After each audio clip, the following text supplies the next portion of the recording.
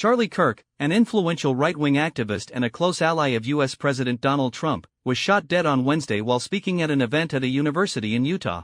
On Friday, President Trump said a suspect was in custody, telling Fox News, "I think we've got him. Here is what we know." Kirk, 31, was speaking at Utah Valley University in Orem on September 10, 2025 as part of his American Comeback Tour. He sat under a white gazebo to take questions from a crowd of about 3,000 in the university's quad, an outdoor courtyard. At about 12:20, he is asked by a member of the crowd, "Do you know how many transgender Americans have been mass shooters over the last 10 years? He replies, "Too many." The questioner then states there had been 5 in 10 years and asks Kirk how many mass shootings there had been in that time. "Counting or not counting gang violence?" Kirk replies. Then a single shot is heard, which is believed to have been fired from the roof of the Losi Center, a building overlooking the quad. Kirk then slumps in his chair with a clearly visible wound to his neck. He is bleeding profusely as his staff get him off stage. The crowds around the tent then begin to flee, and screams can be heard. What do we know about the suspect? On Friday, President Trump told Fox News that a suspect was in custody and was turned in by someone very close to him. Trump says the person, presumably the person who recognized the suspect, was a person of faith,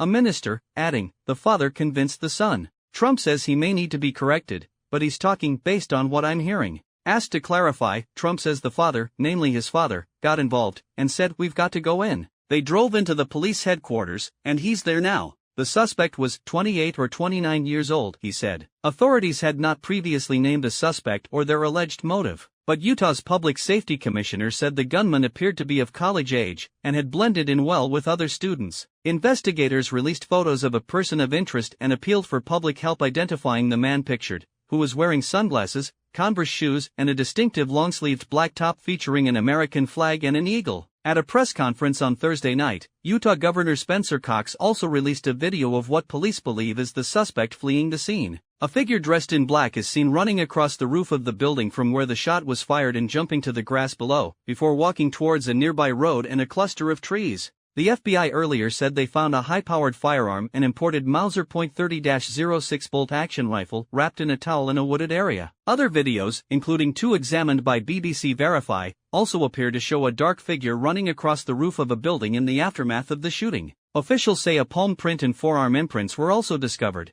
and that forensic evidence was being processed in federal and state laboratories. "We are going to catch this person," Governor Cox said on Thursday. "We've been working with our attorneys, getting everything that we need ready so that we can pursue the death penalty in this case." Utah is one of 27 states in the U.S. where the death penalty is legal. Thousands of tips from members of the public have been pouring in, the largest number the FBI has received since the Boston Marathon bombing in 2013. More than 200 interviews have been conducted too. Eyewitnesses at the university during the shooting have also been describing what they saw to reporters. "I heard a loud shot, a loud bang, and then I saw his body actually, in slow motion, kind of fall over," one witness said. "We all dropped to the ground, and I want to say we sat like that for about 30 to 45 seconds, and then everyone around us got up and started running," said Emma Pitts, a reporter from Deseret News.